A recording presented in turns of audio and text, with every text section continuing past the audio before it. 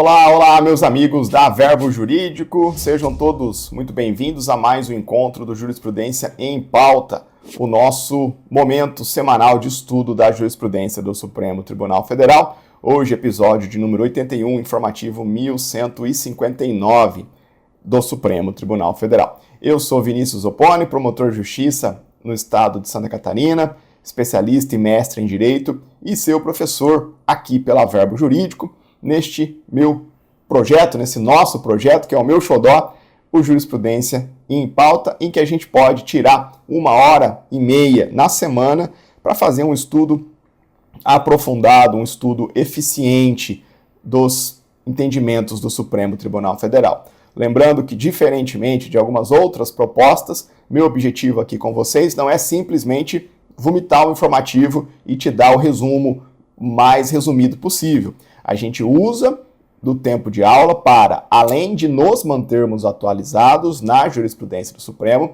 a gente toma o julgado como um fator de revisão, a discussão no julgado como um impulso para rever, para aprofundar, para criar relações entre temas. Hoje, o candidato real para concursos públicos e, especialmente, carreiras jurídicas é aquele candidato que tem já esse nível de intelecção e de conhecimento, tá bom? Então, a gente vai aqui, além de cuidar do básico, a gente vai te impulsionar, te catalisar um nível diferente de preparação. Fechado? Vamos trabalhar então, pessoal, escondendo essa cara feia no canto superior direito da sua tela. Vamos começar a trabalhar. Redes sociais à disposição de vocês. Eu queria pedir desculpas, eu estou com algumas mensagens paradas ali no meu direct no Instagram. Todo mundo tem acompanhado, né? Eu tenho comentado aqui com vocês, a gente vai se sentindo em casa com os alunos, e aí eu me permiti compartilhar com vocês que passei por uma recente movimentação na carreira, cheguei numa promotoria nova, e quando a gente chega numa promotoria nova, por mais organizada que ela já esteja, é algo mais intenso, tem uma demanda de trabalho muito grande, e aí essa demanda de trabalho tem adentrado para as minhas noites, para os meus finais de semana, o que é normal dentro do Ministério Público, mas num grau de intensidade, de retenção da minha atenção, que tem prejudicado um pouquinho a minha interação com vocês lá no Instagram, tá bom? Então, daqui um pouquinho eu consigo dar um pouquinho mais de proporcionalidade à minha rotina semanal e consigo atender a todos que estão por lá esperando uma resposta, tá? Então fica aí meu pedido justificado de desculpas. O professor tem que estar disponível para interagir com os alunos, especialmente em aulas online, em aulas gravadas, como essa que está sendo agora. Então, eu fico disponível para vocês por lá. Não me abandonem, não desistam. Pode deixar sua dúvida lá que eu vou atender todo mundo, tá bom? E aí temos o Instagram, que todo mundo conhece, o nosso grupo do Telegram. Lembrando que logo depois da aula, né, eu tenho deixado tanto os links quanto os materiais empregados aqui no Jurisprudência em Pauta. Fechado? Vamos lá, pessoal, informativo 1159. A gente tem um informativo um pouco mais enxuto. Nós tivemos a notícia de 4 ADIs nesse informativo e, portanto, nós vamos ver o informativo como um todo. Vou dar uma breve síntese do que nós vamos ver, como se fosse a pauta do nossa jurisprudência, do nosso episódio. A gente vai ver um julgado bem importante para Ministério Público e para concursos referentes ao Distrito Federal como um todo, porque diz respeito à nomeação do chefe do Ministério Público do DF Territórios. A gente vai ver mais um julgado sobre o tema mesa diretora no Legislativo, tema que tem ocupado a jurisprudência do Supremo nos últimos 2, 3, 4 anos, e agora a gente vai ter mais uma construçãozinha para se agregar a diversas outras que a Corte já estabeleceu ao longo dos anos, temas que nós inclusive já enfrentamos aqui. Eu vou direcionar vocês para episódios anteriores para fechar os vínculos. A gente também vai ver um julgado importante para a advocacia pública, tema honorários de sucumbência de procuradores de Estado. A gente vai ver esse tema bacana para a advocacia pública, bacana para a magistratura também. E a gente vai ver um teminha de repartição constitucional de competência, que diz respeito, a capa dele, quando você lê, fala sobre regime próprio de servidores públicos, regime próprio de previdência dos servidores públicos, mas lá no fundo é a boa e velha repartição constitucional de competência, tema que cai em toda a carreira todos os concursos, tá bom? Então, temos aqui um informativo bem dinâmico, de temas diversos, várias discussões de cunho institucional que sempre são relevantes para carreiras jurídicas como um todo, além dos demais concursos públicos. Fechado? Bora começar? Vamos começar com o julgado do Supremo na ADI 6247. ADI 6247, um julgado que eu quero que você anote aí para atualizar o seu caderno de Direito Constitucional, tanto na parte referente às considerações sobre o Distrito Federal, que em geral está na organização do Estado, federação, o ente federativo DF, tem que ter um tópicozinho no seu caderno, esse julgado pode estar lá para ilustrar algumas coisas. E também esse julgado tem que ir lá para o seu caderno de constitucional, na parte referente a Ministério Público, e se você estuda para MP, provavelmente você tem um caderno, um material, uma frente de estudo voltada ao regramento institucional do Ministério Público, que começa pela Constituição e avança pelas leis orgânicas. E aí esse julgado pode ir para lá também, tá bom? Você, especialmente quem já fez um curso preparatório, espero que você tenha feito aqui pela Verbo, quem faz um curso preparatório sai com o material desse curso preparatório, seja porque o curso dá, seja porque é sua obrigação, como aluno, né, que quer passar, você fez o caderno das anotações. Eu sou dessa época, na minha época não tinha nem virtual, a gente tinha que ir lá na unidade, né, assistir o professor na televisão, eu estava no interior de São Paulo, eu tenho muito orgulho dos cadernos que eu montei no curso preparatório que eu fiz lá no meu primeiro ano de atividade jurídica, logo depois que terminei a faculdade. E aí o caderno envelhece porque a matéria vai sendo atualizada. Então, esse caderno eu precisava atualizá-lo ao longo do tempo, no segundo ano, terceiro ano de atividade jurídica, conforme eu estava estudando lá para o concurso do MP. Então, quando eu faço esse comentário com vocês, é em alusão a isso. Eu pressuponho que você já tem alguma coisa pronta ou está fazendo, né, está montando esse estudo. E aí aqui, para esse conteúdo do Jurisprudência em Pauta não ficar perdido, é importante que você faça esse conteúdo dialogar com esse seu material de estudo. Última dica sobre o estudo, me permitam, sempre faço isso em doses homeopáticas, mas eu não posso perder essa oportunidade. Tenham um material para chamar de seu. Tenham um material para chamar de seu. O que é isso? Tenham o seu material. Seja um material, como eu mencionei, de um curso preparatório que você assistiu e montou o caderno, seja um resumo que você, uma coleção de resumos que você está utilizando como referência, seja os seus livros que você está grifando, ou livro que você está resumindo, enfim, você tem que ter um material para chamar de seu, aquele material que você sempre vai voltar para fazer revisões, para fazer atualizações, para buscar respostas para questões de prova que você está resolvendo. O teu grau de retenção de conteúdo aumenta muito quando você volta, quando você tem uma referência única, um material único de estudo. E no meu modo de ver, o melhor material de estudo é aquele que você mesmo faz. Aquele que você mesmo faz. Independentemente se você está fazendo a partir de assistir videoaulas, resumir um livro, enfim, independentemente da fonte, você tem que ter um material para chamar de seu. Você vai construir ele, depois vai voltar para ele para revisões, para complementações, atualizações. Fechado? Fecha esse parênteses de conversa sobre preparação para o concurso. Todo mundo sabe que eu adoro falar sobre isso, mas vamos trabalhar com o nosso julgado aqui na ADI 6247. Olha que julgado interessante e você vai ver por que ele é relevante, tanto sob a ótica do Distrito Federal, quanto sob a ótica do Ministério Público. Vou começar revisando com vocês uma questão afeta ao Ministério Público, que é o princípio da unidade. Você deve se lembrar que o Ministério Público é uma instituição que integra o catálogo de funções essenciais à Justiça.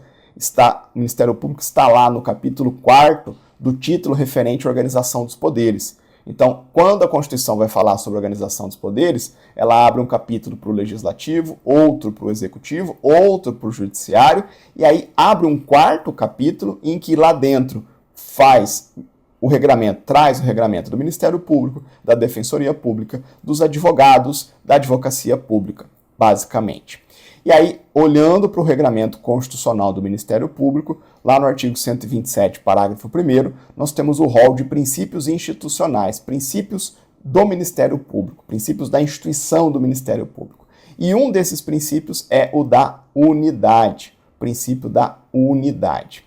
Importante você ter uma noção ainda que não preste concurso para MP, sobre o que é o princípio da unidade. Para você entender o princípio da unidade, lembre-se de que a Constituição Federal estrutura o Ministério Público em dois grandes braços, em dois grandes ramos. De um lado, nós temos o Ministério Público da União e, de outro lado, a gente tem os Ministérios Públicos dos Estados. Cuidado aqui que nessa divisão constitucional do Ministério Público, que está lá no artigo 128 da Constituição Federal, quando a gente olha para o Ministério Público da União, o MPU, dentro dele nós identificamos alguns sub-ramos, que são, você tem que saber isso de cabeça, o Ministério Público Federal, o Ministério Público do Trabalho, o Ministério Público Militar e o Ministério Público do DF, Distrito Federal e Territórios. Então você tem que ter esse organograma, MPU, subdivisões, MP dos Estados, os dois grandes ramos do Ministério Público brasileiro. E aí, meus amigos, olha o link com o princípio da unidade. Para cada braço, para cada ramo do Ministério Público, vai valer o princípio da unidade, um daqueles princípios institucionais do Ministério Público.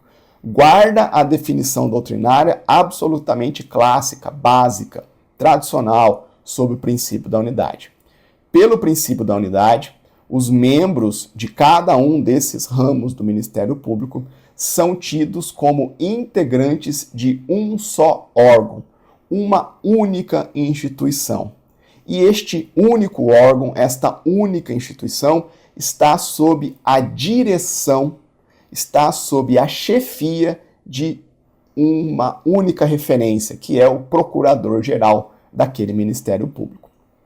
Fechado? Essa é a ideia de princípio da unidade. O princípio da unidade tem muitas repercussões no âmbito administrativo do Ministério Público, nas questões interna corporis que dizem respeito às atividades meio do funcionamento do Ministério Público.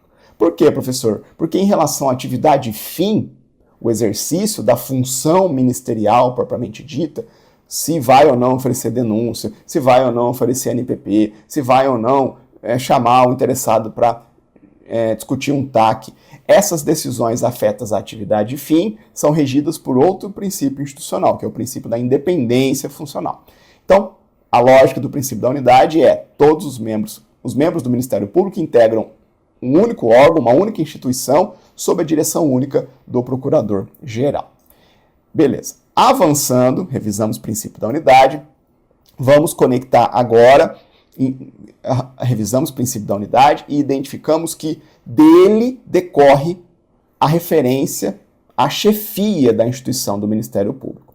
E aí, por conta disso, por ser algo inerente à estrutura institucional do MP, a Constituição, nos parágrafos desse mesmo artigo 128, vai nos dar regras sobre a escolha e também sobre a destituição, a saída forçada dos chefes de cada ramo do Ministério Público. Então a gente vai ter uma regra para a escolha do chefe do MP da União, artigo 128, parágrafo 1º. A gente vai ter uma regra para a destituição do chefe do MP da União, artigo 128, parágrafo 2º. E aí a gente vai ter depois, presta atenção que a gente está chegando no objeto da ADI, a gente vai ter lá no 128, parágrafo 3º, uma regra que orienta a escolha dos chefes dos MPs dos estados e do MP-DF-T. E aí depois no parágrafo 4º, uma regra de destituição desse mesmo chefe.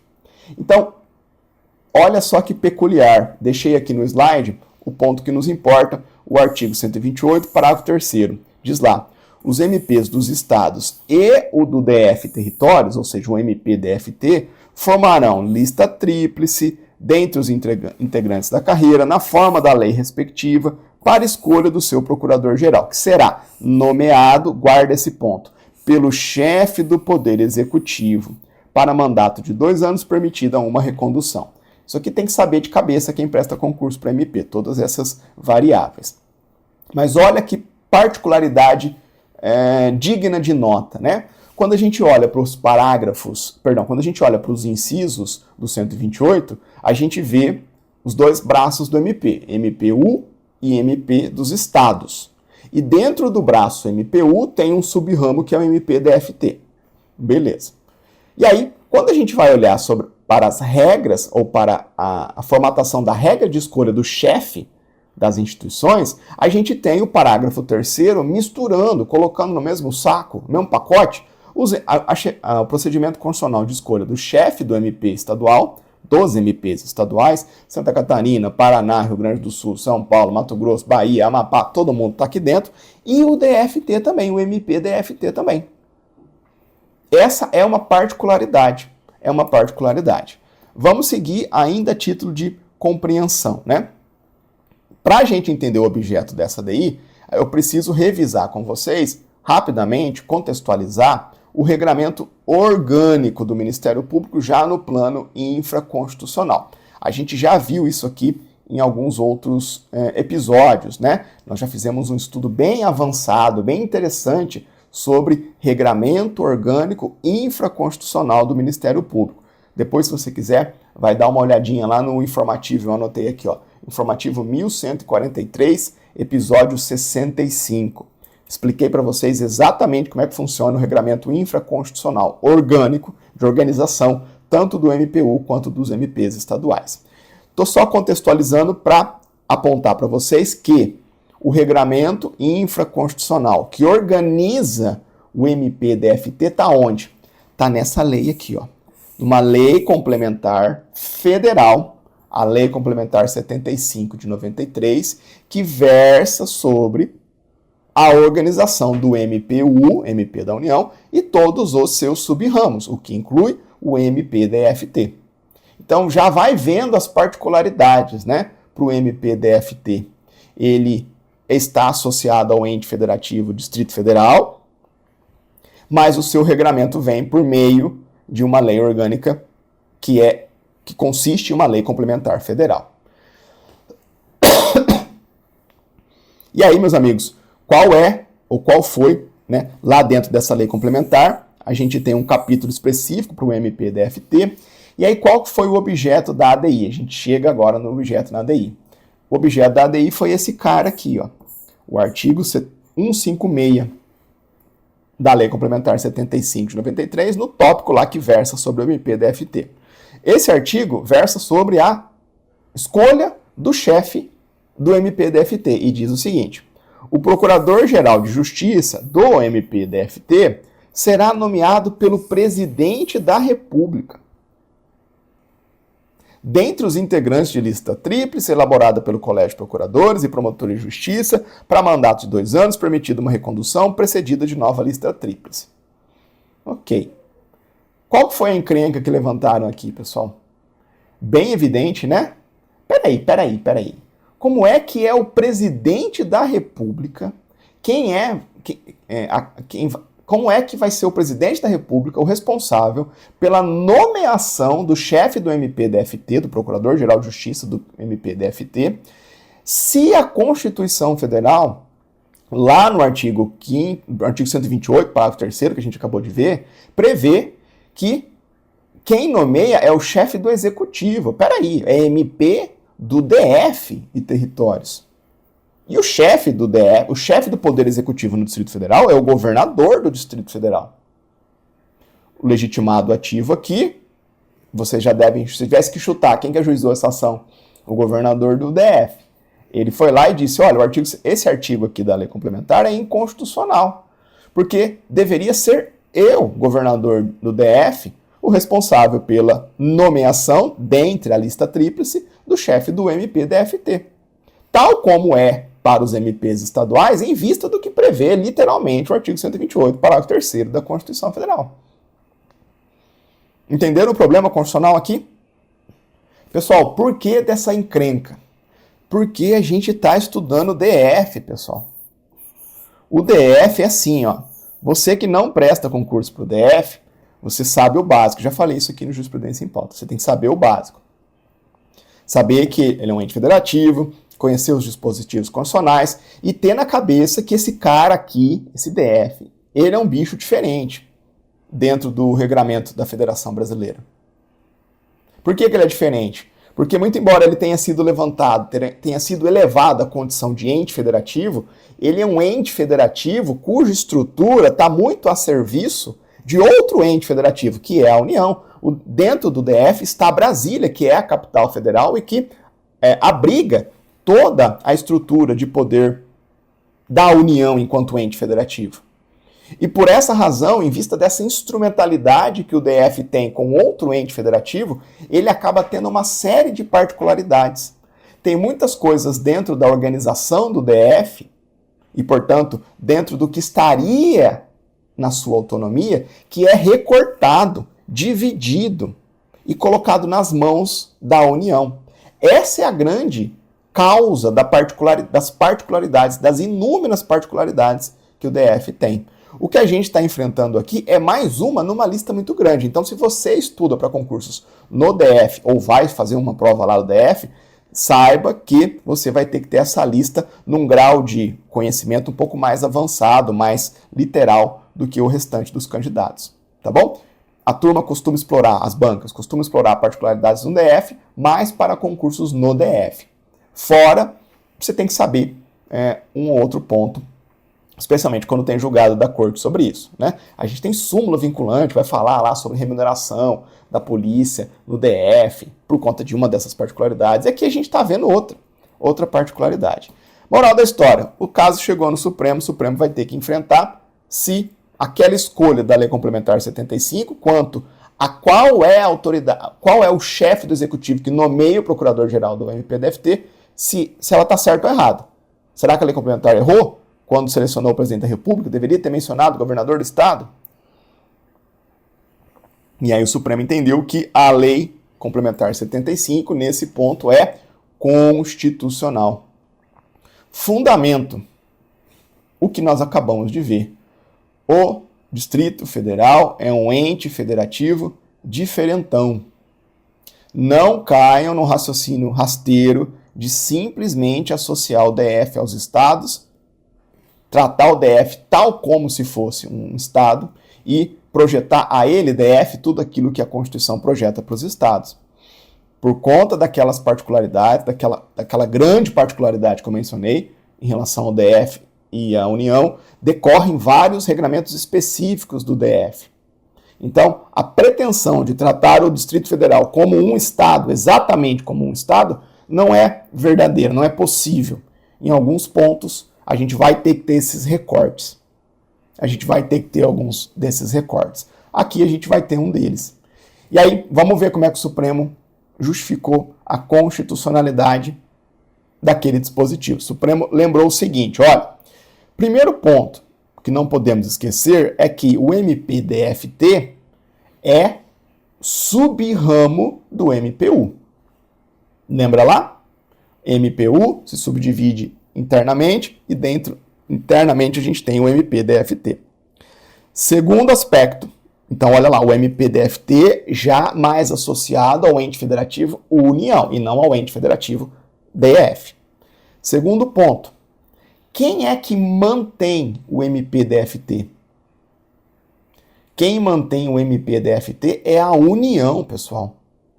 Artigo 21, inciso 13 da Constituição Federal. Competência material exclusiva da União manter o Ministério Público do Distrito Federal em territórios. Mais uma sinalização do Constituinte originário que faz o MPDFT pendular para o lado da União. Terceiro ponto, quem é que legisla sobre o MPDFT? Também é a União, competência privativa da União legislar sobre o Ministério Público do Distrito Federal e territórios. Artigo 22, inciso 18 da Constituição Federal. Tanto que a gente está aqui vendo a Lei Complementar 75, uma lei complementar federal. Portanto, o Supremo passa a régua nessa lembrança constitucional e conclui. O Constituinte sempre quis tratar o Ministério Público do Distrito Federal em territórios como uma instituição federal, conectada à União. E por essa razão, quando tiver que interpretar o artigo 128, parágrafo 3º, para entender o que o Constituinte quis mencionar com chefe de executivo, a gente tem que entender chefe do executivo da União, portanto, presidente da República. Beleza? Portanto, presidente da República, logo, aquele dispositivo lá da Constituição, da Lei Complementar 75, é constitucional.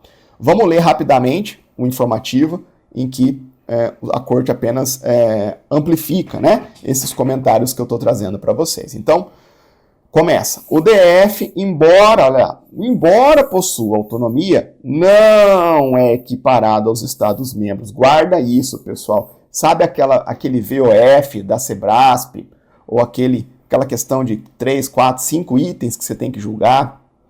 O DF, por ter sido elevado à condição de ente federativo, pode ser equiparado aos Estados-membros para os fins de repartição constitucional de competência. Não pode ser equiparado. Mas a banca entende diferente. Não pode banca entender diferente. O Supremo está dizendo isso literalmente. Então, ele, DF, apresenta competências e restrições específicas que o caracterizam como um ente singular, de modo que, por expressa determinação constitucional, não pode instituir, manter o seu próprio judiciário ou o Ministério Público. O judiciário também é uma particularidade, o judiciário do DF também é uma particularidade, segue de muito perto o regramento do Ministério Público. Então, aí o Supremo abre um parênteses. Olha, veja como o DF é peculiar. No âmbito distrital, a organização e manutenção da Polícia Civil, Polícia Penal, Polícia Militar, Corpo de Bombeiros Militares é de responsabilidade da União, motivo pelo qual a utilização dessas instituições pelo governo do DF deve observar o disposto em lei federal. Então o Supremo está dizendo, veja, para esse monte de instituição que no âmbito do Estado é tipicamente estadual, a Constituição para o DF disse, são instituições regidas por lei federal.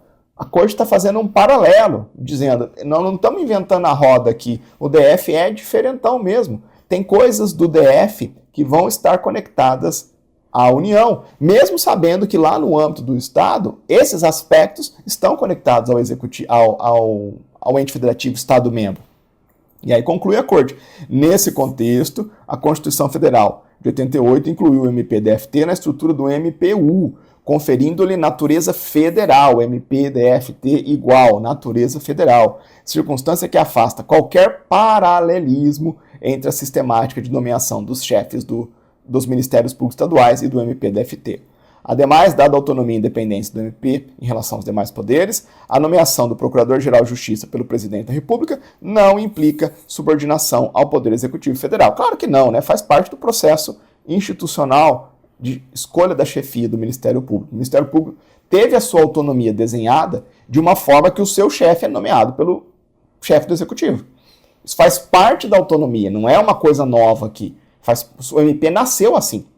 Então não dá para dizer que viola a autonomia e independência. E aí, com base nesses entendimentos, o plenário, por unanimidade, julgou improcedente a ação para assentar a constitucionalidade daquele dispositivo. Belezinha? Aí fica o resumo para vocês. Tranquilo, pessoal? Entenderam por que esse julgado tem que ir tanto para o seu caderno de organização do Estado, ente federativo DF, como para o seu caderno de Ministério Público. Tudo inconstitucional, né? Tranquilo? Aí você vai lá na sua listinha, particularidades do DF, aí as questões da polícia, questões de judiciário, questões de Ministério Público. Você vai listando esses pontos, essas particularidades que vão quebrando o paralelismo com os estados. É isso que a Corte quer, que as provas querem, tá bom? O DF é tão diferente que até o legislativo deles tem um nome diferente, né? Nos estados chama Assembleia Legislativa, nos municípios chama Câmara Municipal, e aí no DF, salvo engano, é Câmara Legislativa. Então os caras assim fazem uma bagunça com o DF desde a parte de nomenclatura mesmo. Vamos seguir agora para a DI 7733, julgado importante também para direito constitucional, tema legislativo, subtema mesa diretora, tá bom? Então esse julgado vai lá para o seu caderno de constitucional, no tópico organização dos poderes, dentro de organização dos poderes em legislativo, aspectos estruturais do legislativo, mesa diretora. Bora começar com algumas premissas básicas sobre essa discussão. Vou de novo direcionar vocês para um estudo que a gente já fez em episódio anterior, mas de todo modo vai agregar aqui bastante o entendimento da Corte nessa DI de 7733, tá bom? Começando, meus amigos, mesa diretora, vamos revisar rapidamente. O que é a mesa diretora? Mesa diretora é um órgão interno ao legislativo responsável pela direção e coordenação das atividades legislativas e atividades administrativas daquela casa. Então a mesa diretora é o que faz as coisas funcionarem, né? Coordenam, dirigem os trabalhos legislativos e administrativos. Lá no Poder Legislativo da União, a gente tem 3 mesas diretoras. A gente tem a mesa diretora da Câmara, a mesa diretora do Senado e uma mesa diretora do Congresso Nacional. A Constituição especifica que as composições dessas mesas diretoras de Câmara e Senado devem ser mediante eleição. Inclusive, acabou de acontecer a eleição a eleição de composição das novas mesas diretoras, tanto da Câmara quanto do Senado Federal. Deve ter sido semana passada, né? Essa aula vai estar aí rodando no dia 11 de fevereiro de 25. A eleição foi no comecinho desse mês de fevereiro. E aí, a mesa diretora do Congresso Nacional, lembra como é que ela é formada? É uma regra estranha da Constituição. A mesa diretora do Congresso Nacional é composta pela conjugação de membros das mesas diretoras do Senado e da Câmara. Então, o presidente da mesa diretora do Congresso é o presidente da mesa diretora do Senado. E aí, o vice-presidente da mesa diretora do Congresso é o vice-presidente da mesa diretora da Câmara. E aí, assim vai sucessivamente. Então, no âmbito do Poder Legislativo da União, eleição para a mesa diretora da Câmara, entre os deputados, eleição para os membros da mesa diretora do Senado, dentre os senadores, e aí a mesa diretora do Congresso, do todo, é feito por uma conjugação, vindo um representante de cada Câmara, de cada casa legislativa. Fechado? Beleza. Como é que funciona a ideia de eleição para a mesa diretora? Como é que funciona a composição, né? Como é que se ocupa a mesa diretora? A mesa diretora de uma casa legislativa vai ser composta por integrantes dessa casa legislativa que foram eleitos por seus próprios pares. A Constituição se ocupa especificamente da eleição da mesa diretora no Poder Legislativo da União, Congresso Nacional, e não versa nada sobre a eleição das mesas diretoras no âmbito dos demais poderes legislativos. Mas aqui, em linha de princípio, a gente tem a expectativa constitucional que esse mesmo desenho de eleição valha para a escolha dos membros das mesas diretoras dos demais entes federativos. Então a gente leva da Constituição Federal a referência de que a composição da mesa diretora é por eleição e é para um mandato de 2 anos.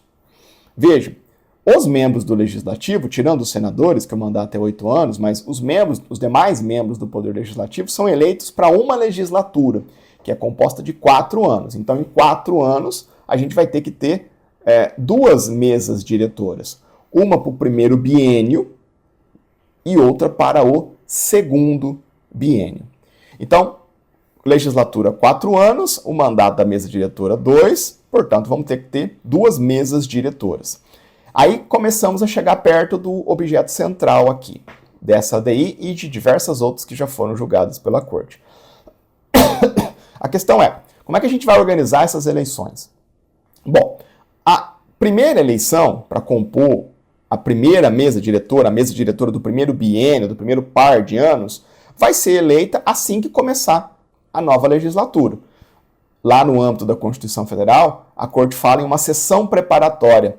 Então, os deputados não chegam lá já para trabalhar, eles vão tomar posse e já vão fazer a eleição da composição da primeira mesa diretora, da mesa diretora do primeiro biênio. O problema que se coloca é em relação à mesa diretora, ou à eleição para a mesa diretora do segundo biênio. Esse é o problema que a gente tem aqui no fundo dessa ADI 7733. Declinado o problema, eu vou abrir um pequeno parênteses com vocês, para direcionar vocês a um conjunto universo de julgamentos da Corte que dizem respeito também sobre a eleição da mesa diretora. Ao longo de ao julgar diversas ADIs, o Supremo foi construindo um entendimento específico sobre eleição para a mesa diretora, no tocante à possibilidade ou não de reeleição para o mesmo cargo na mesa diretora.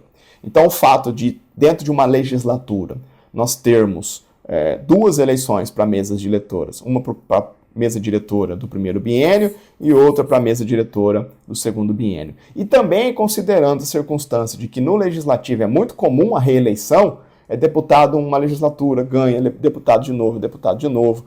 Por vezes nós tínhamos o cenário, o desenho de reeleições de uma mesma pessoa para um mesmo cargo, envolvendo mesas diretoras de legislaturas diferentes. Então, o indivíduo vai lá, ganha para primeiro vice-presidente da mesa diretora no segundo biênio do mandato.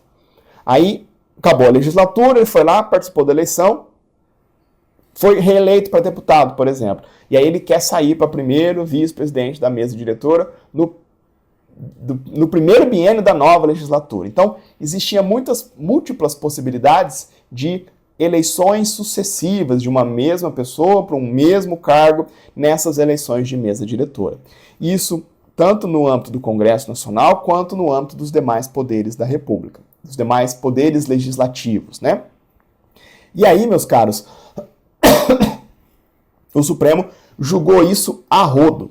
Tivemos diversos casos em que a Corte foi construindo um entendimento para orientar a possibilidade ou não de reeleição no âmbito das mesas diretoras do Congresso Nacional e a possibilidade ou não, em que limites, de reeleições para mesas diretoras no âmbito dos demais legislativos.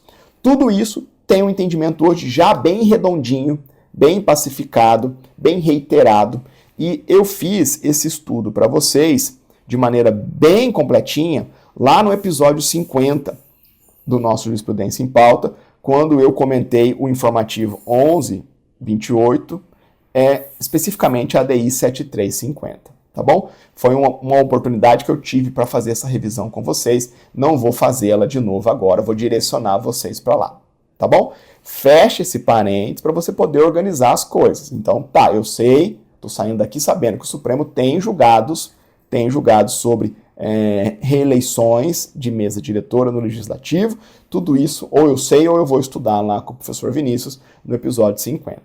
Volta para o nosso objeto. Qual que é o problema do nosso objeto aqui? Ou qual que é o problema em torno do objeto dessa DI 7733? O problema é a questão de quando fazer a eleição para a mesa diretora do segundo biênio. Esse problema já chegou na Corte, inclusive nessa ADI aqui. Já havia chegado na Corte. Por isso que eu pensei esse julgado para você revitalizar. Mas você não precisa. Eu usei desse julgado lá atrás para revisar as questões de reeleição. Não precisava, mas eu quis deixar no nosso histórico de estudos. Mas veja que esse problema maior de quando realizar a segunda eleição, a eleição para a mesa diretora do segundo biênio, já havia ocupado a Corte na ADI 7350. E essa questão chega de novo no Supremo Tribunal Federal, nessa ADI 7733, e a Corte agrega respostas. Agrega respostas. E aí a gente vai ter agora o entendimento fechado, tá bom? De todo modo, vai lá no episódio 50, pelo menos para revisar as regras, o entendimento do Supremo sobre se pode ou não reeleição para o mesmo cargo de mesa diretora.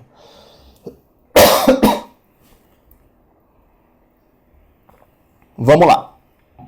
O que o Supremo, em concreto, examinou nessa ADI 7733? Supremo, olha só que interessante. O Supremo examinou um dispositivo de regimento interno de uma Assembleia Legislativa que dizia o seguinte. Então, a Assembleia Legislativa tem o seu regimento interno, o regimento interno versa sobre funcionamento interna corporis. Uma das coisas que o regimento interno fazia era justamente regrar essa bendita eleição para a mesa diretora do segundo biênio.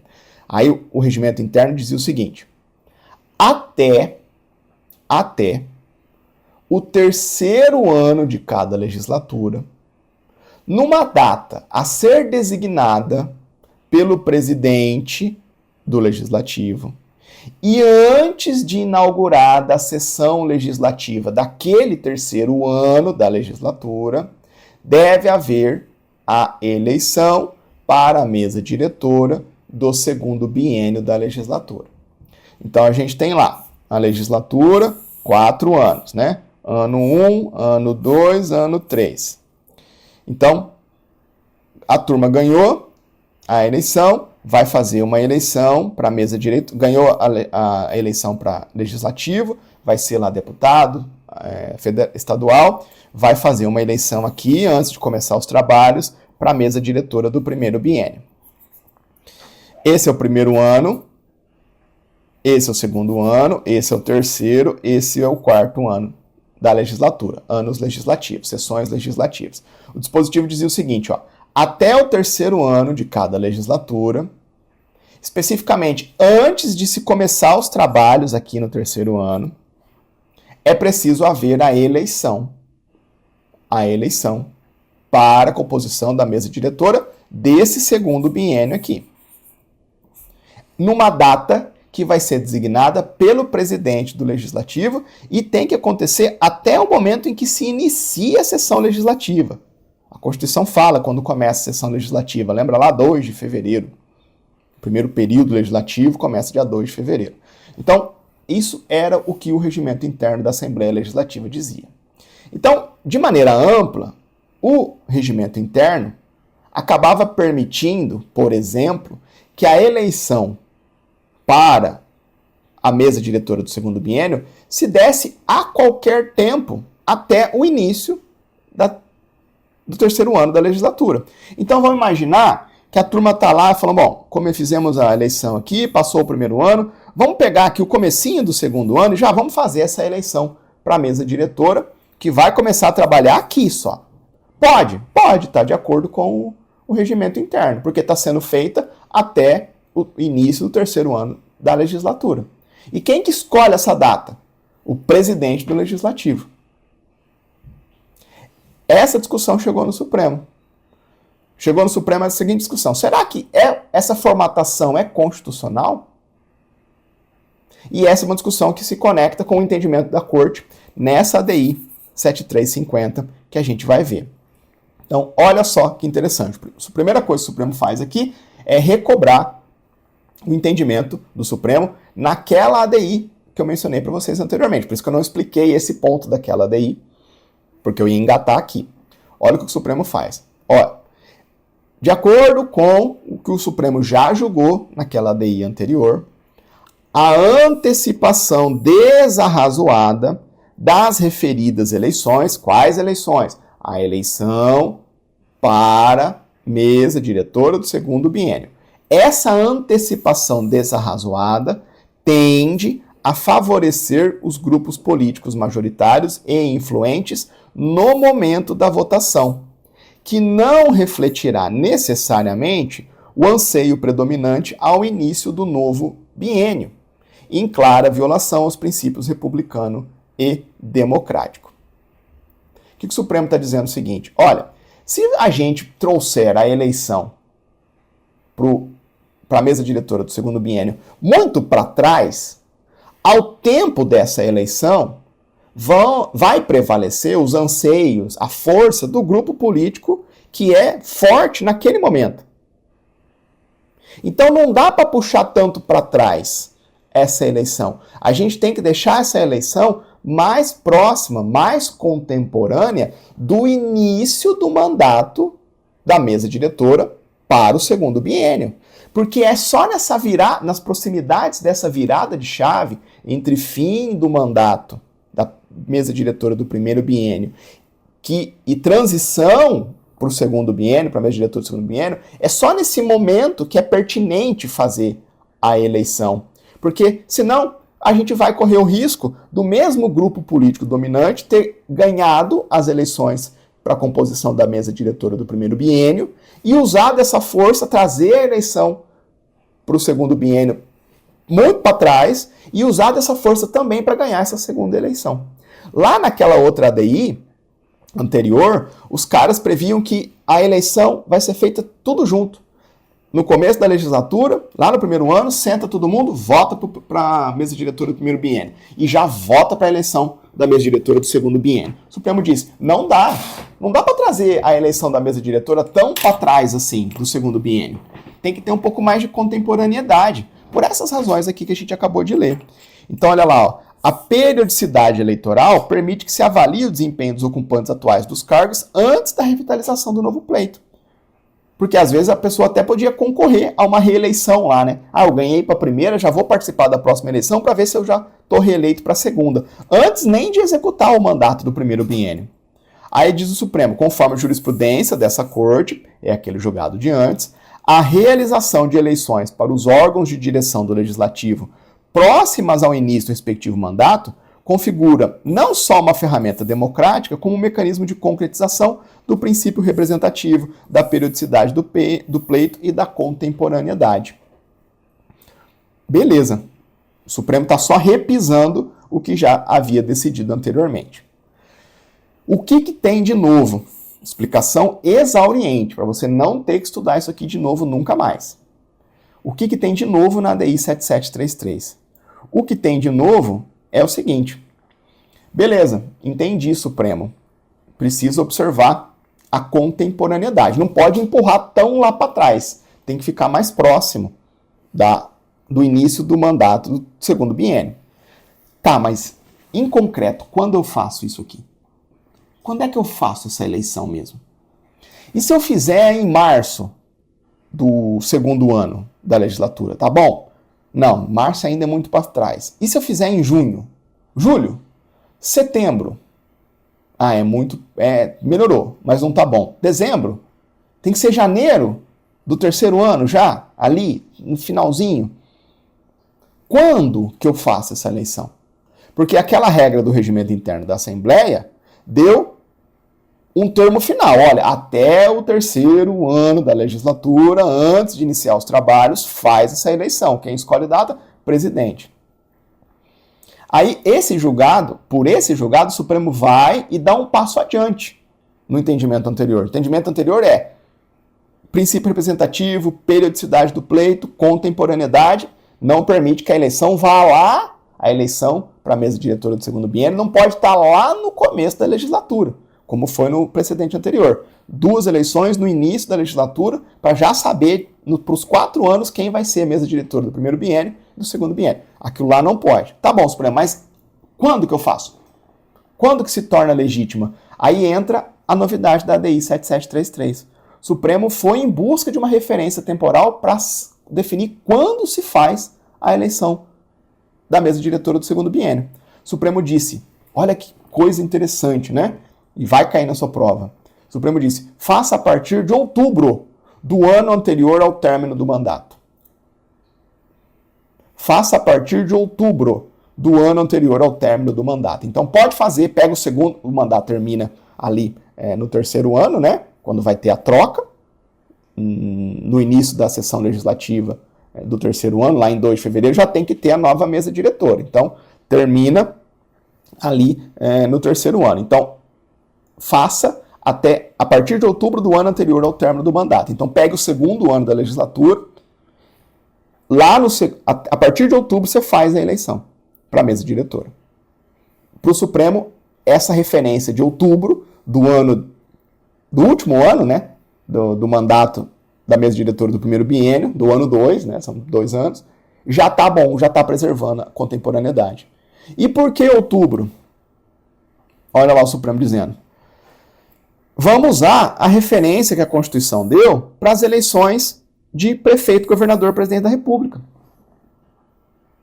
Vamos usar as disposições lá de contemporaneidade da eleição do chefe do Executivo, outubro, artigo 77 da Constituição Federal, para trazer aqui para as mesas diretoras. Então, as disposições acerca das eleições diretas para o cargo de prefeito, governador e presidente da República sempre fazem referência ao mês de outubro do ano anterior ao término do mandato.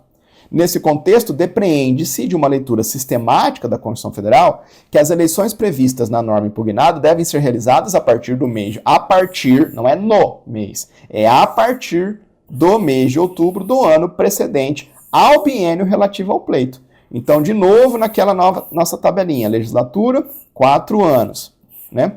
Eleição para o primeiro biênio corre aqui, vamos ter que fazer uma eleição para o segundo biênio aqui. Quando vai ser a eleição para a mesa diretora do segundo biênio? Vai ter que ser a partir de outubro do segundo ano da legislatura, do ano anterior ao início do mandato do segundo biênio, a partir de aqui. Fazendo a eleição nessa janela temporal, está preservada a contemporaneidade, estamos livres daquele entendimento, daquele problema constitucional que o Supremo lá atrás derrubou e aqui está aclarando também. Fechado? Aí o Supremo, com base nesses outros entendimentos, o que ele fez aqui? Ó? Ele julgou procedente a ação para declarar a inconstitucionalidade sem redução de texto daquele artigo do regimento interno, com a finalidade de excluir qualquer interpretação que permita a realização de eleições para a composição da mesa diretora do segundo biênio antes do mês de outubro que antecede o início do referido biênio. Fechado?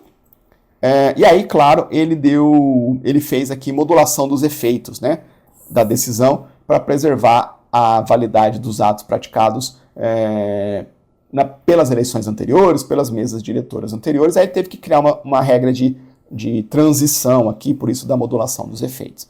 O que vai cair na sua prova? Olha lá. As eleições dos integrantes da mesa diretora do Legislativo para o segundo biênio da legislatura devem ser realizadas a partir do mês de outubro do ano anterior ao início do mandato pertinente, em respeito à legitimidade do processo legislativo e à expressão política da atual composição da Casa Legislativa. Guarda a ideia, só pode fazer a eleição para a mesa diretora dentro do contexto político que precede o exercício do mandato para o qual está havendo a eleição. Imagina se hoje você tivesse que escolher o prefeito da sua cidade para daqui 5 anos, 6 anos. Faz sentido? Claro que não. Você vai poder tomar uma decisão numa eleição de maneira mais orientada nas vésperas ali do início dos trabalhos, do exercício do mandato. Então você vai votar naquele contexto. Isso reflete a expressão política do momento, né? A eleição tem que refletir a expressão política do momento. Professor, você gastou praticamente, sei lá, o que foi aí? Uma meia hora para explicar esse julgado. Sim, porque é julgado com data, julgado com linha do tempo. Então, para além da dificuldade do entendimento jurídico, da compreensão da solução jurídica, a gente tem aí essas pontas soltas, né?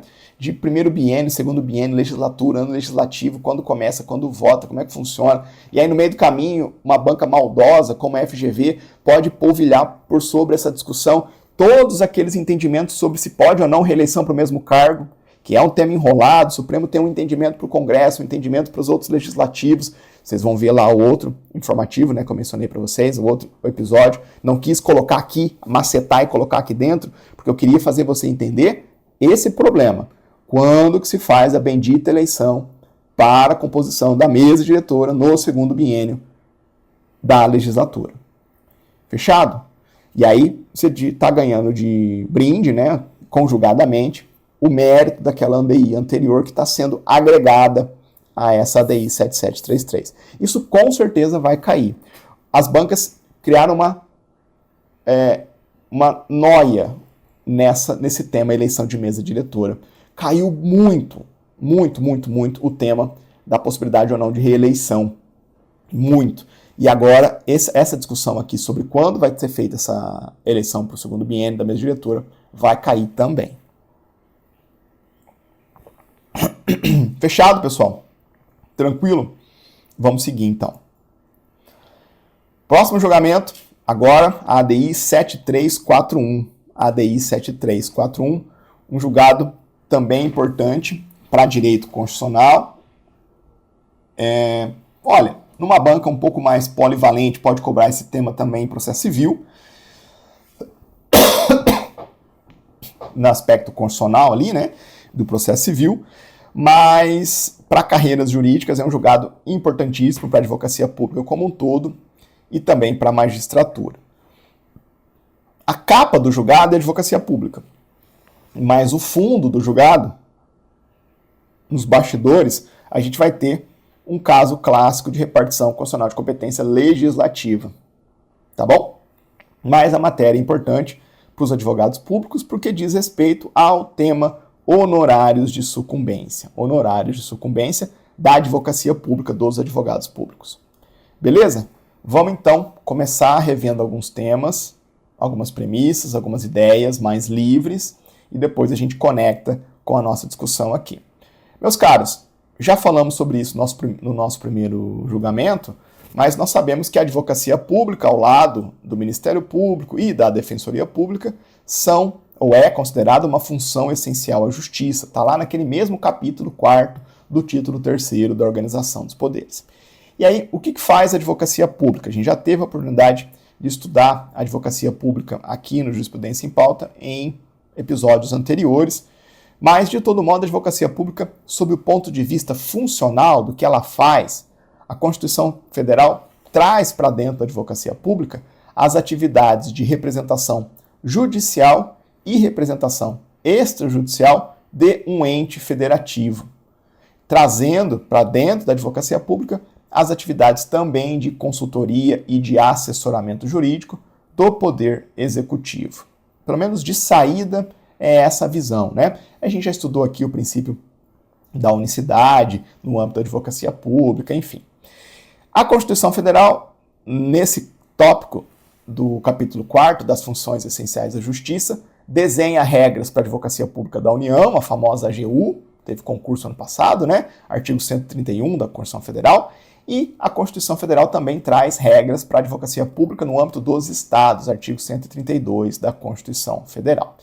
E avançando nessas premissas, o ponto de discussão aqui importante na DI 7341 toca a um aspecto do regramento jurídico dos advogados públicos, que é a regra referente à sua remuneração. Tema sempre muito sensível para todas as carreiras jurídicas. Como é que é o desenho básico constitucional da remuneração dos advogados públicos, dos integrantes da advocacia pública, em todos os níveis da federação?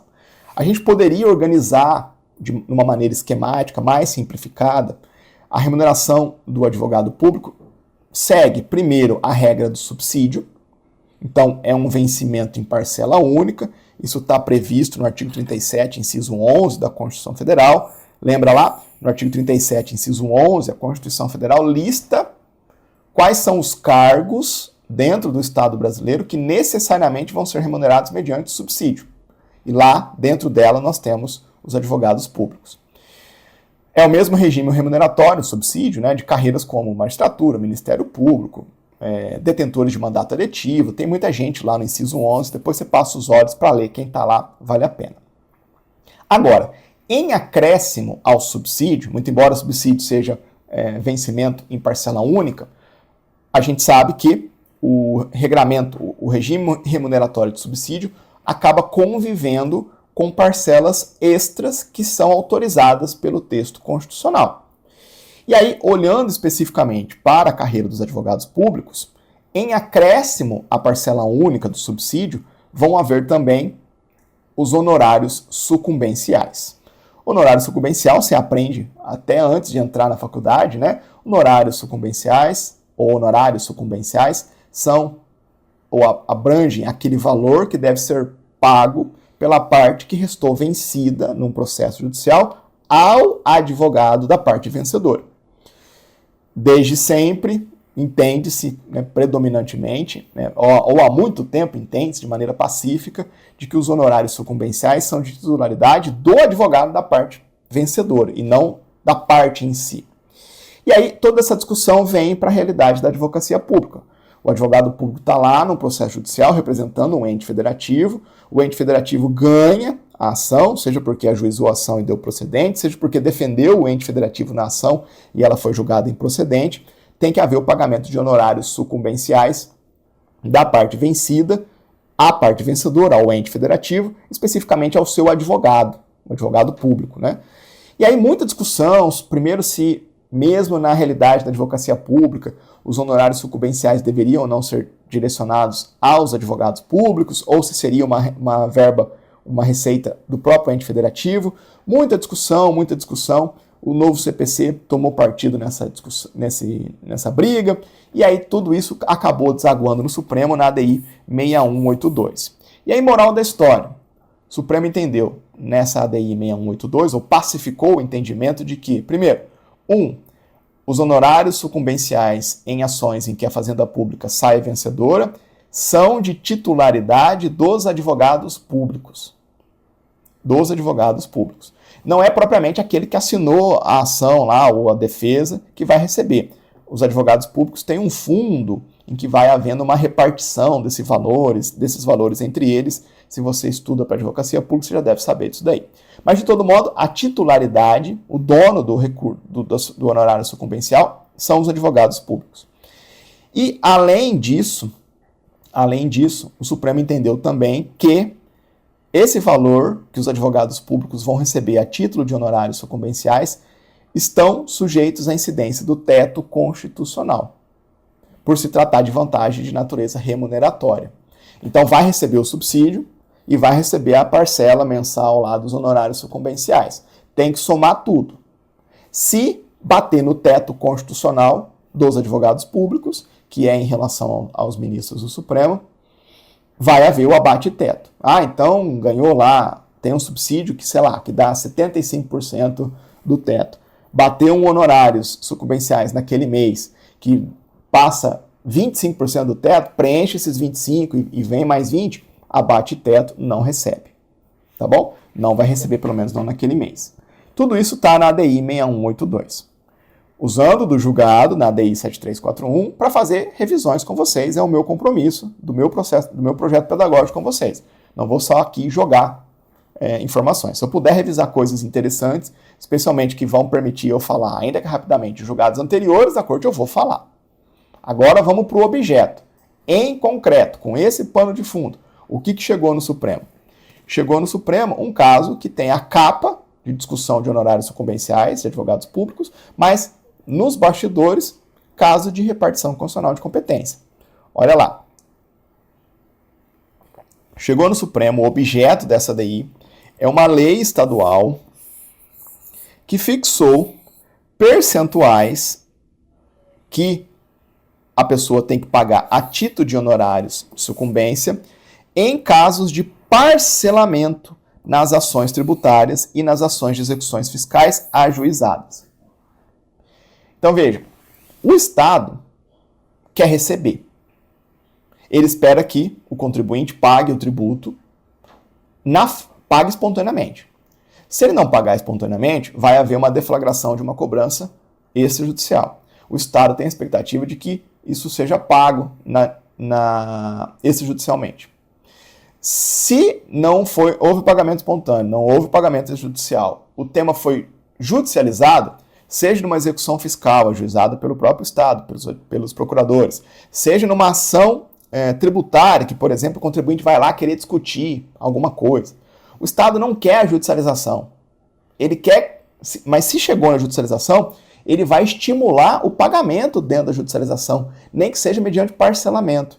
Então, o que o Estado quis aqui com essa lei estadual? Ele disse, olha, já chegamos na judicialização, vamos criar um incentivo para o contribuinte, que é autor ou que é réu, pagar, ainda que parceladamente.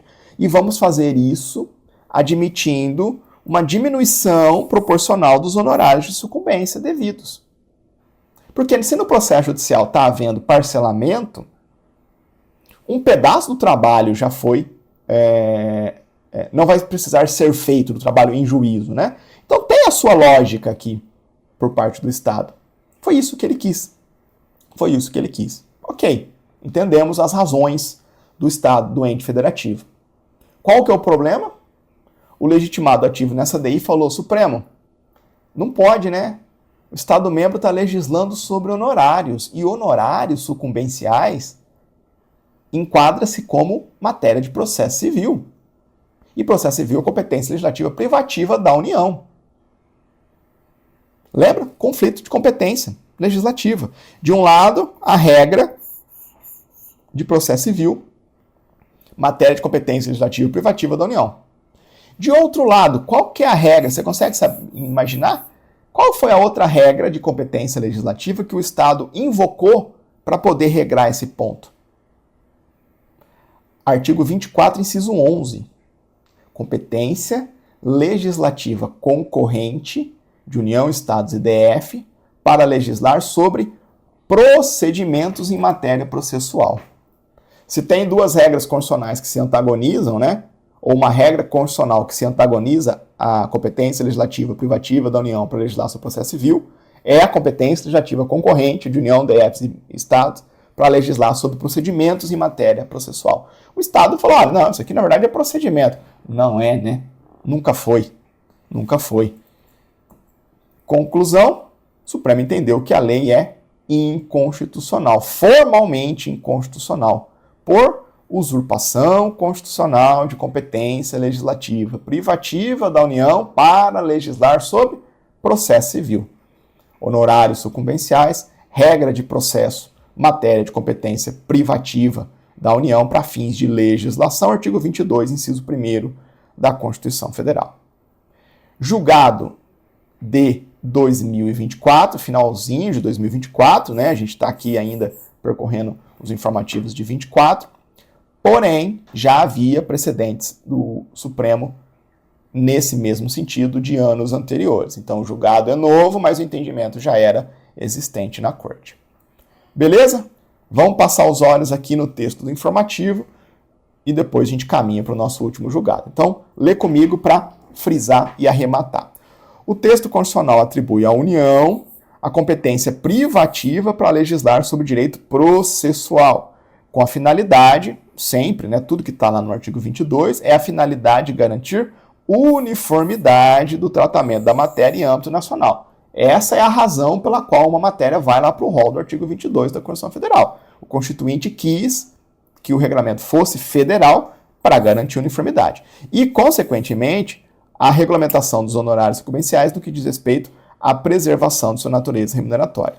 Conforme a jurisprudência dessa Corte, incorre em vício de inconstitucionalidade formal, usurpação de competência, a legislação estadual que, embora estabeleça um programa de incentivo à quitação dos débitos tributários por meio de parcelamento, modifique critério de fixação dos honorários sucumbenciais previsto na legislação federal e institua uma redução do percentual da verba honorária devida aos advogados públicos. Na espécie, então o Supremo recobra o entendimento mãe e aplica na espécie. Na espécie, a norma estadual impugnada com o intuito de estimular a regularização de situação fiscal de contribuintes inadimplentes com o erário estadual, a partir do parcelamento de débitos de ICMS, estabeleceu o escalonamento, a tabelinha, né, de honorários sucumbenciais devidos aos procuradores do Estado, de acordo com a extensão do parcelamento do crédito tributário acordado. Com base nesses e outros entendimentos, o Supremo julgou procedente a ação para declarar a inconstitucionalidade da lei estadual lá do belo estado de Sergipe. Fica o resuminho aí para vocês. É inconstitucional por violar a competência privativa da União para legislar sobre o processo civil, norma estadual que faz aquilo que a gente já acabou de explicar. Beleza, pessoal? Maravilha. Bora para o último julgado. ADI 6849. ADI 6849. Um julgado um pouco mais chatinho, né? Parece um pouco mais enrolado. Mas eu tô aqui para isso, para desenrolar, para simplificar. Não demasiadamente, né? Simplificar no sentido de tornar mais palatável, compreensível. Mas simplificação que emburrece, que te leva com conhecimento superficial, nunca. Isso aqui não faz. Vai procurar em outro lugar, aqui não vai ter. Mastigado, mas sem fugir da raia, né? Vamos enfrentar as coisas tal como elas precisam ser enfrentadas. Um julgado que quando você começa a ler, você fala, misericórdia, é um julgado de previdenciário público, dá vontade de chorar, né? Quem é que gosta de direito previdenciário público, né? Ninguém gosta, nem quem trabalha com isso. É impossível gostar de direito previdenciário público. Tô brincando, pessoal. Você começa a ler, parece um julgado de direito previdenciário público, mas na verdade não é. A capa é direito previdenciário público. O fundo é constitucional puro. É constitucional puro. É mais um julgado de repartição constitucional de competência. Mas num perfil um pouquinho diferente. Um pouquinho diferente. Então a gente tem que conseguir chegar na raiz do julgado, superar o ruído ali do objeto. E qual que é o objeto? Parece um objeto meio tumultuado, mas não é. Você vai ver qual que foi o objeto. Vamos começar com o objeto para a gente já se livrar do ponto traumático e depois entender a discussão constitucional de fundo, que é relevante. Então o Supremo, nessa ADI, examinou uma lei estadual que estipulou, que definiu o termo inicial, ou seja, o início, ponto de partida do pagamento da aposentadoria dos servidores públicos lá daquele estado por intermédio do regime próprio de previdência dos servidores públicos, dizendo, olha, o termo inicial de pagamento vai ser o mês subsequente ao da publicação do ato concessivo de aposentadoria. Então, é uma lei estadual que diz o seguinte, olha, servidor público, se você pedir aposentadoria e ela for deferida, porque você preencheu os requisitos, e o teu ato de publicação saiu, sei lá, no dia 9 de fevereiro de 2025, você vai começar a receber o termo inicial, vai ser a partir de março de 2025. É isso. É isso que a lei estadual faz. Beleza? Esse dispositivo da lei estadual chegou no Supremo Tribunal Federal nessa ADI. Você deve estar pensando, professor, pela misericórdia de Deus, que não pode cair em prova, né? A questão normativa aqui, muito dificilmente. Mas a solução que o Supremo vai dar, com certeza. E aí você tem que entender a resposta do Supremo para o problema constitucional que está no fundo, que está acolhendo essa discussão mais imediata. Para isso, vamos revisar algumas premissas básicas aqui, beleza? Vamos revisar algumas premissas básicas aqui com vocês. Meus caros, nós precisamos revisar rapidamente o regramento constitucional referente a uma das bolhas que a Constituição traz sobre repartição de competência. Então, a Constituição Federal, do artigo 21 a 21, 22, 23, 24, 25 e 30, traz regras constitucionais de repartição de competência, legislativa e material. Mas tem uma bolha, uma regra, um segmento, um espaço de repartição constitucional de competência que é muito relevante, que é a previsão do artigo 24 da Constituição Federal. Já mencionei ele aqui para vocês, inclusive nesse encontro. O artigo 24 nos dá um rol de matérias de competência legislativa concorrente, ou seja, são matérias que estão lá listadas, que poderão ser objeto de legislação no âmbito federal, mas também no âmbito dos estados e do DF. O município pode legislar sobre as matérias do artigo 24? Pode também, já exploramos isso aqui em episódios anteriores, mesmo municípios não estando listados no caput do artigo 24. No caput do 24 só fala União, Estados e DF. Esquece os municípios, depois se você achar no nosso histórico de estudos, você me chama lá no Instagram que eu te falo onde eu já te expliquei isso. Beleza. Olhando para o artigo 24, competência legislativa concorrente, um espaço de competência decorrente do federalismo de cooperação brasileiro, a Constituição Federal buscou pôr um pouco de ordem nessa casa, nesse prédio, nesse condomínio legislativo onde várias pessoas, vários entes federativos vão poder legislar. Essas regras estão lá no artigo 24, estão lá nos parágrafos desse artigo 24. Basicamente, nós temos a competência da União se traduz na perspectiva de versar sobre aquelas matérias a título de fixação de normas gerais, e os estados e o DF vão exercitar aquilo que a Constituição denomina de competência suplementar. Agora, o papel, guarda esse ponto, você já devia saber isso, se não sabe, isso é básico, você tem que saber. Estou sendo literal, franco, claríssimo, quando a gente está em ponto que é a alfabetização do constitucional. Lá nos parágrafos do artigo 24, a União legisla sobre normas gerais. E os estados? Os estados têm competência suplementar. O que é suplementar sob a perspectiva dos estados? O estado pode fazer duas coisas. Pode legislar em dois formatos a título de competência suplementar. Esses dois formatos dependem se há ou não lei federal de normas gerais sobre aquela matéria. Então, cenário 1, formato 1.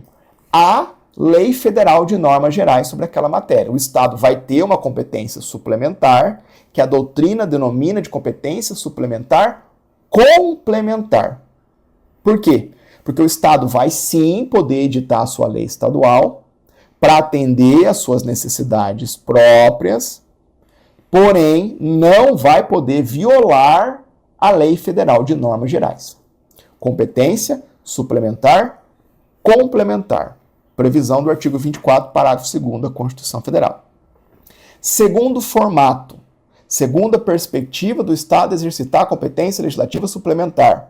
Cenário em que não há lei federal de normas gerais. Nesse segundo cenário, o Estado passa a receber pela Constituição uma competência legislativa plena, porque não tem lei federal no cenário. Então, a doutrina denomina de uma competência suplementar supletiva, em que o Estado edita sua lei estadual, olhando para suas necessidades próprias, mas ele vai poder regrar 100% daquela matéria, para viabilizar a legislação, não havendo nenhuma lei federal. Por que não há nenhuma lei federal sobre normas gerais? É a previsão do artigo 24, parágrafo 3º da Constituição Federal. Beleza? Traz essa compreensão para o nosso tema de fundo. Qual é o nosso tema de fundo aqui? Lei estadual de previdência, sobre direito de previdência, sobre previdência social. Qual a previdência social? O regime próprio de previdência dos servidores públicos daquele estado. E aí, quando a gente vai em busca de normas sobre previdência social, a gente encontra essa matéria lá no artigo 24. No artigo 24, inciso 12, nós temos: é competência legislativa concorrente de União, Estados e DF legislar sobre previdência social. Então, olha a lógica do Supremo Tribunal Federal.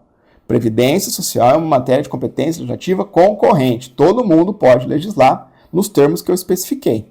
Então, vamos olhar para a lei estadual que está dentro do quadrante da competência legislativa concorrente e vamos ver se o Estado membro legislou nos limites daquela competência legislativa suplementar que ele tem, em vista das previsões dos parágrafos do artigo 24. Veja como a gente sai do objeto imediato, termo inicial da aposentadoria, blá, blá, blá, sai dessa bagunça e vai para o problema constitucional mãe. A gente está vendo um problema resolvido pelos parágrafos do artigo 24 que esclarecem o alcance da competência legislativa concorrente dos estados. Tranquilo? Para poder avançar, eu preciso recobrar com vocês o seguinte. A União já exercitou a sua competência legislativa concorrente para editar normas gerais no tocante à previdência social dos servidores públicos. Essa é uma lei que tem poucos editais de concurso, especialmente a advocacia pública, especialmente na União, mas tem. A advocacia pública, em geral, cobra, que cai previdenciário público, né?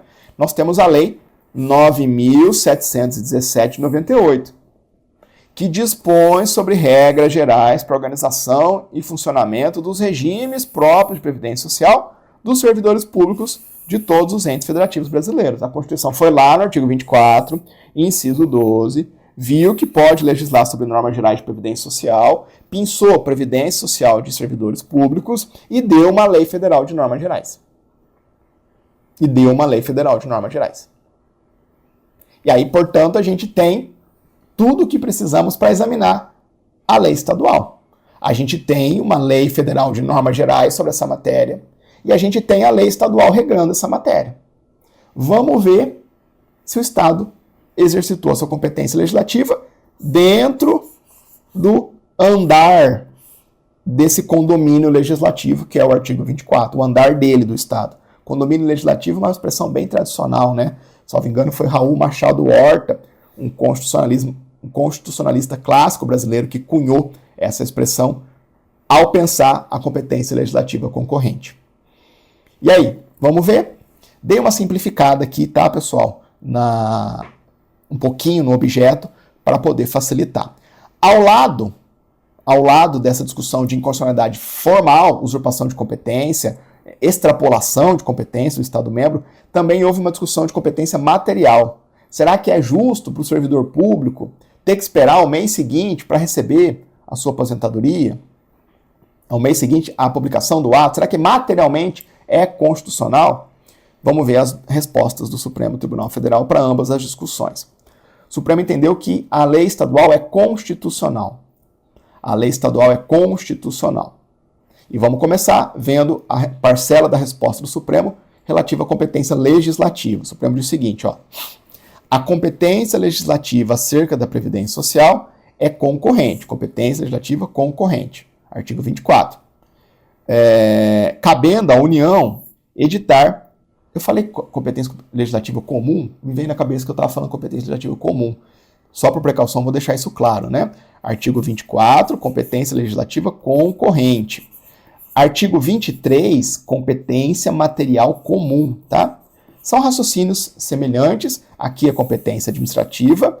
Todos os entes da federação podem atuar nas matérias do artigo 23, competência comum.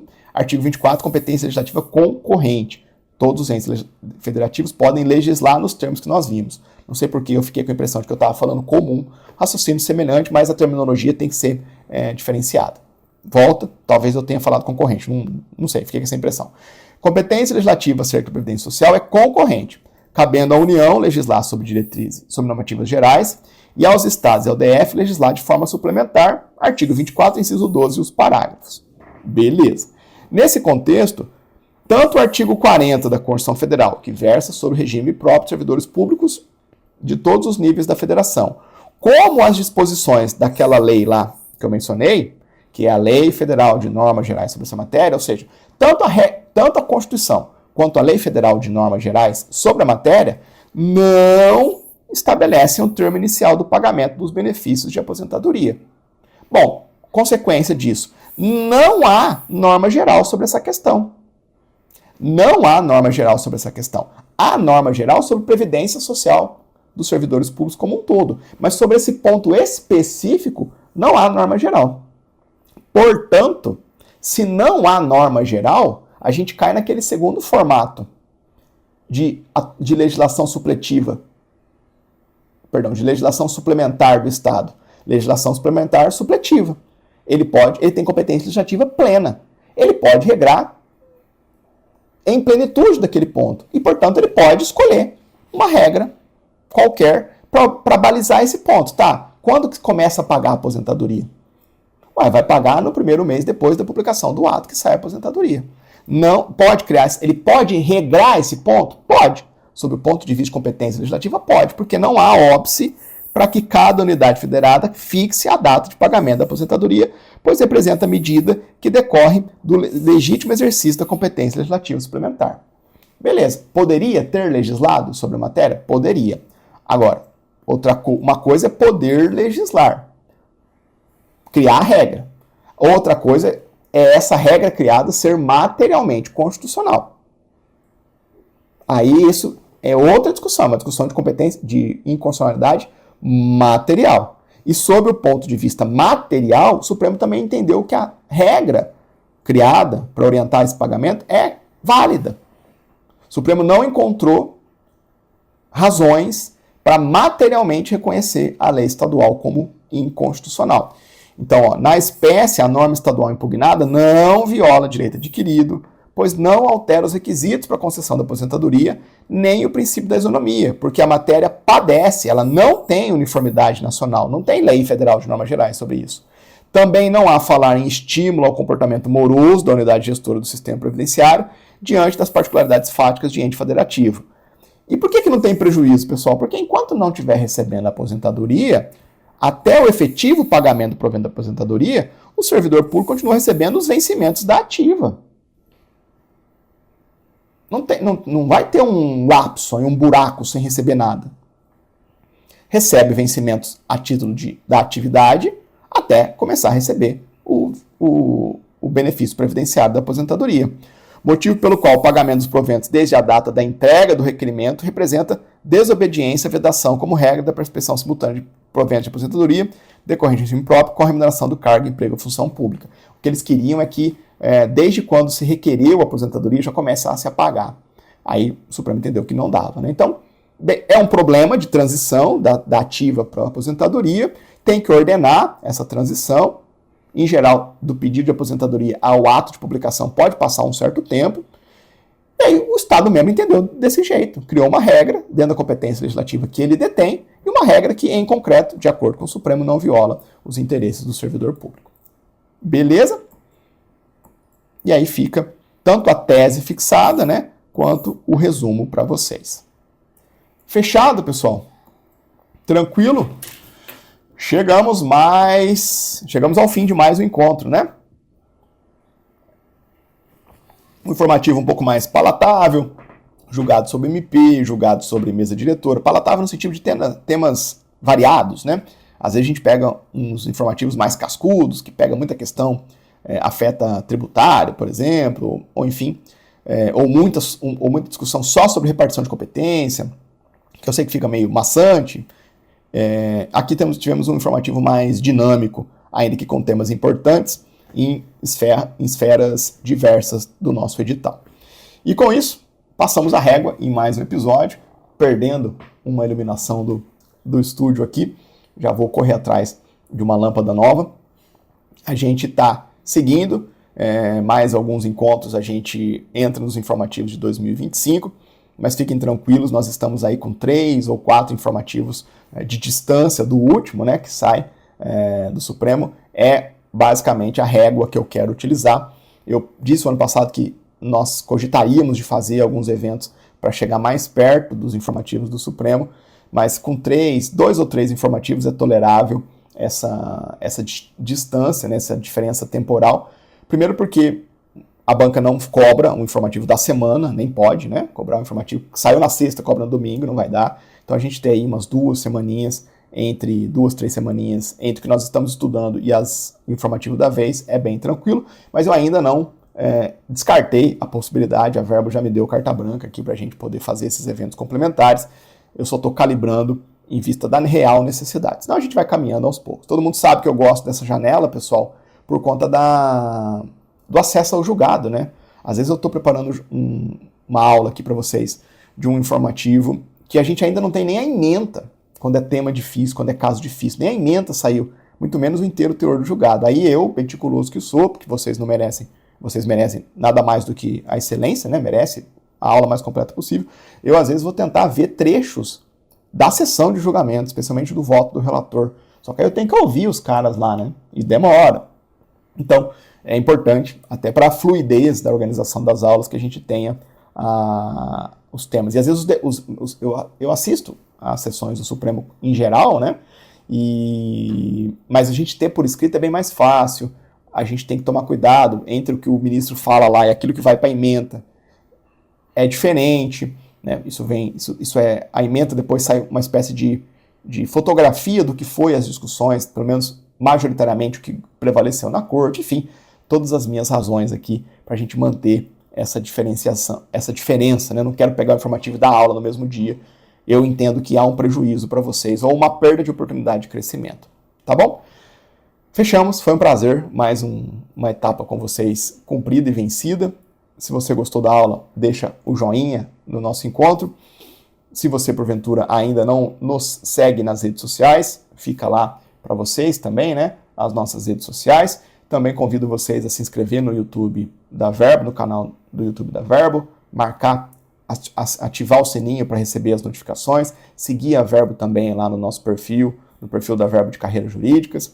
A Verbo tem sempre um conteúdo bem completo para vocês, gratuito no YouTube, muitos programas interessantes, muitas abordagens interessantes, e temos, claro, todo o nosso catálogo de cursos preparatórios, inclusive de Ministério Público, em que eu leciono Direito Constitucional, Direitos Humanos, Direito Eleitoral. Quem quiser estudar comigo, fica aí também à disposição, tá bom? Forte abraço a todos, até semana que vem, bons estudos e um abraço.